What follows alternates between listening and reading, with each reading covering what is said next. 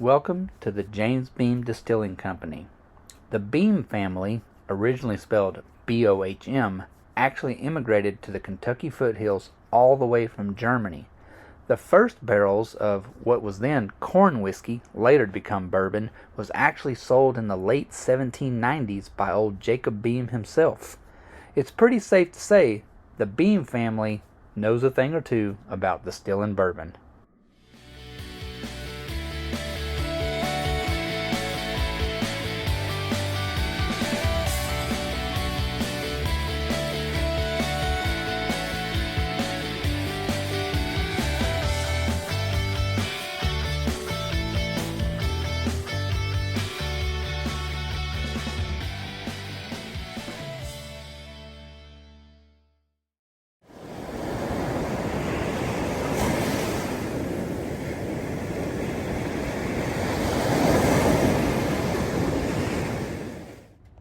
Up until about 1880, customers would actually bring their own jugs to the distillery where they would just simply fill them up with the freshly distilled bourbon whiskey. In 1880, James Beam Distilling stopped filling customer-supplied bottles and actually started bottling it themselves and selling it nationally under the brand name of Old Tub.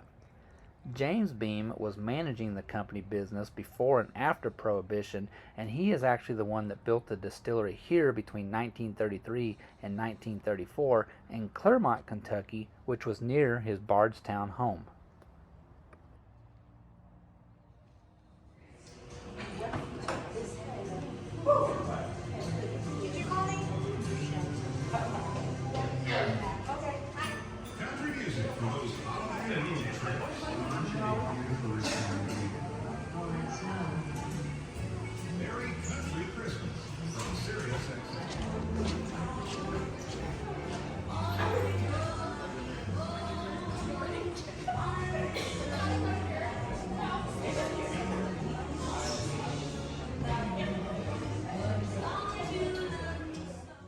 James Beam picked the Claremont location because of its abundant source of clean water that was running through the limestone aquifers.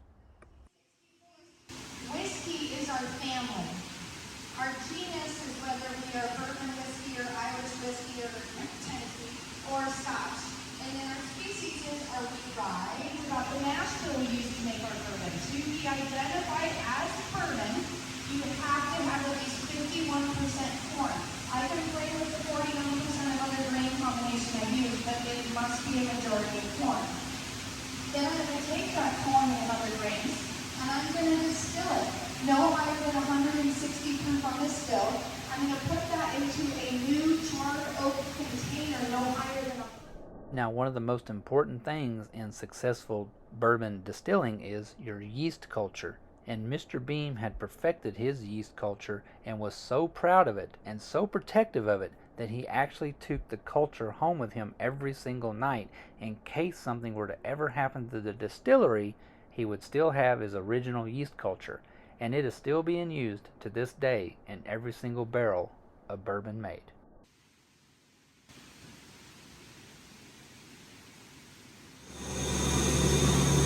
It never smells as good as the finished product. It stinks.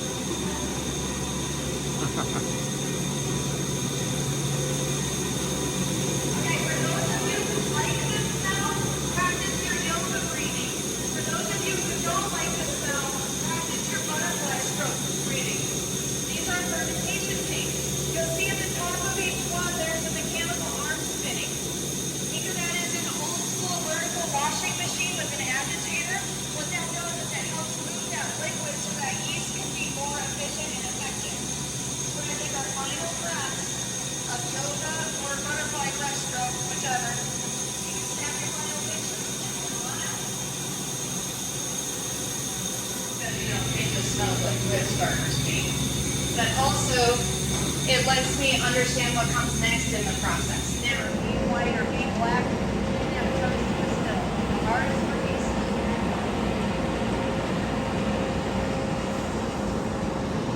Okay, we're going to come up this way.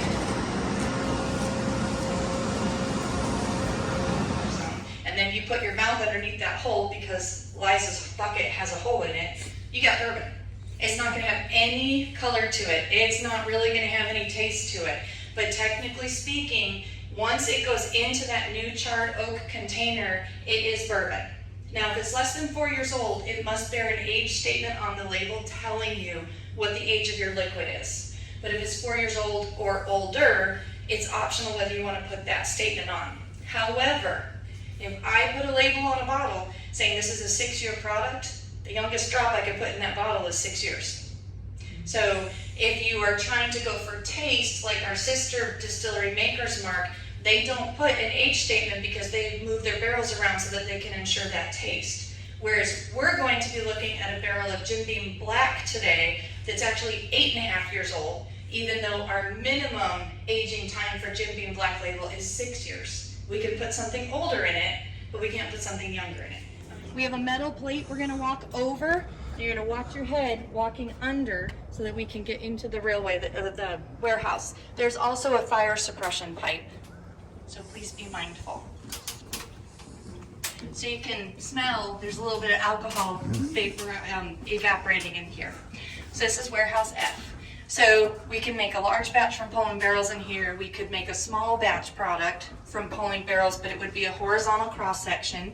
You can see in between these ricks there are windows. The windows remain open year round. They're in between the ricks. If you look down, you can see an earthen floor. We do not rotate our barrels. We don't move our barrels. Only time is if it is thumbs up that it's time to pull it, or if there's a catastrophe and one gets damaged, which is not very often. Each one of our barrels is RF identified, so we know where they are.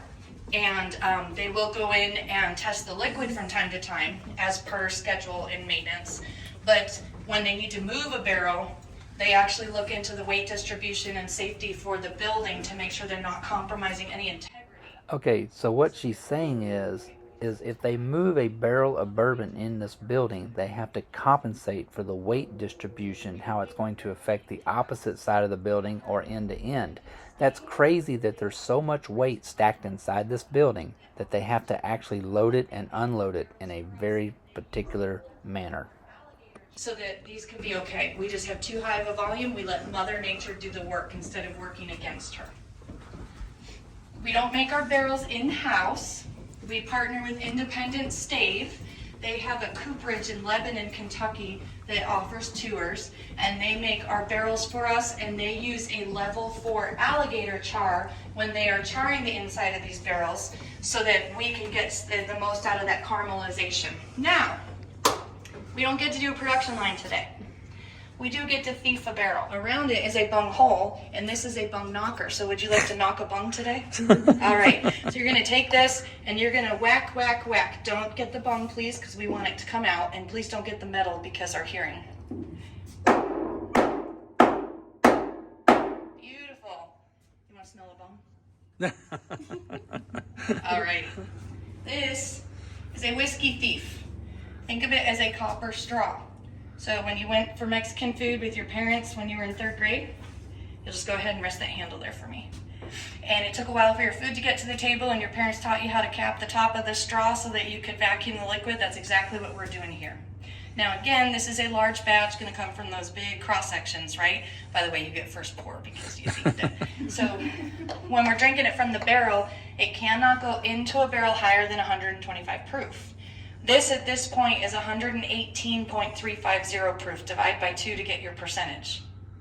It's a lot. I have to take my shoes off to give you that number, so I don't know. But basically between 55 and 60% alcohol.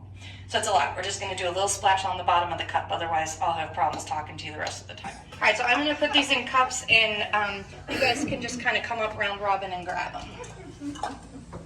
And I'm really, really bad at this, which is why they let me lead tours. They don't let me work in the warehouse all the time. Start heading backward.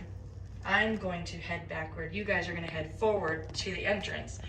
That metal plate we walked in actually covers our barrel lift. Our barrel lift can hold 4 barrels at a time. That's about a ton of weight when they're brought in to be loaded. It will go up to the various floor we need it on.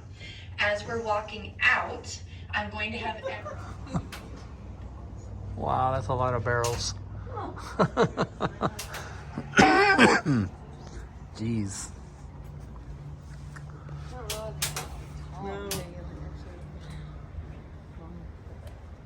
So it smells good and looks good too. This is how they keep the building level, is with a good old-fashioned plumb bob. Hardly ever in there, always down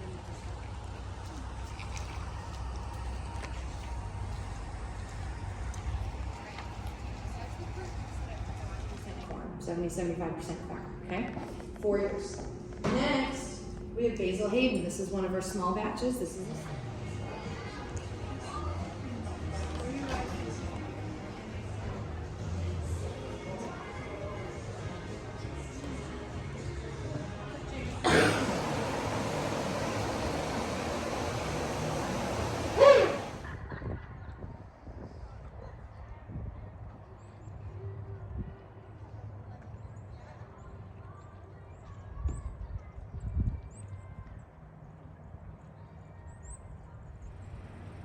One thing that you'll notice everywhere is the black fungus that is on all the trees, the buildings, and everything, and that is simply from the alcohol content that is in the air.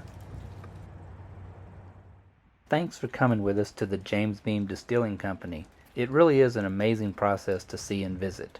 And well, as we here at A Long Long Way to Go feel, it's also the Beam family motto: come as friends, leave as family.